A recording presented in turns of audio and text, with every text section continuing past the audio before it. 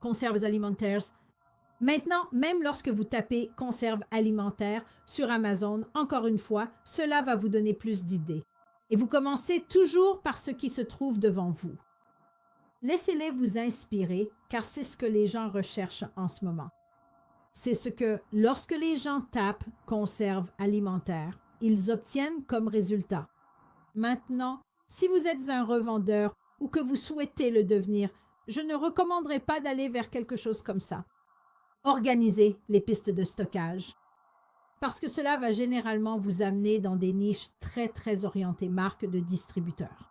Mais si vous aspirez à créer une marque de distributeur ou si vous êtes propriétaire d'une marque, c'est exactement là où vous devez aller. Essayons simplement avec conserves alimentaires, car je ne m'intéresse même pas aux offres. Une fois ici, pour aller droit au but, nous allons utiliser Amazon Scout Pro AI. Vous pouvez utiliser certains de leurs filtres pour affiner les résultats. Vous pouvez appliquer les filtres. Les filtres sont là pour vous aider, vous accompagner et rendre votre vie tellement plus rapide. Vous pouvez dire, je veux un nombre maximum de, je ne sais pas, disons 20 vendeurs sur l'annonce.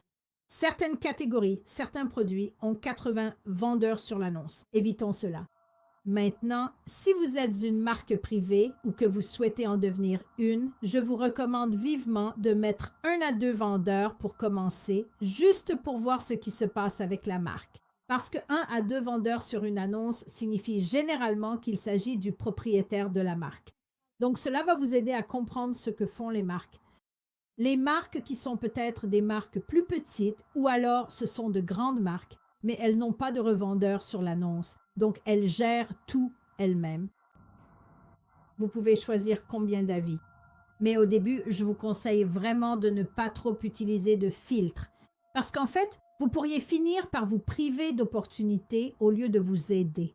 Donc, pour les revendeurs, ajoutons au moins 3 personnes sur la « D'accord, laissez-moi réessayer ».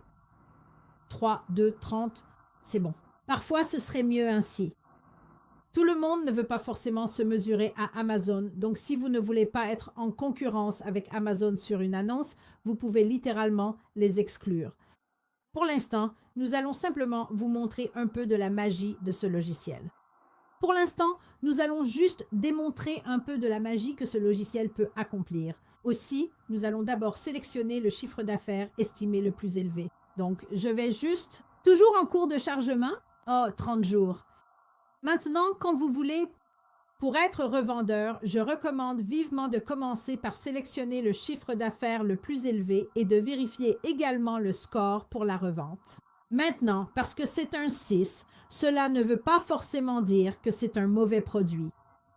Vous voulez vous assurer que vous l'êtes. Cela ne veut pas dire que si le score de revente est de 6, c'est forcément un mauvais produit.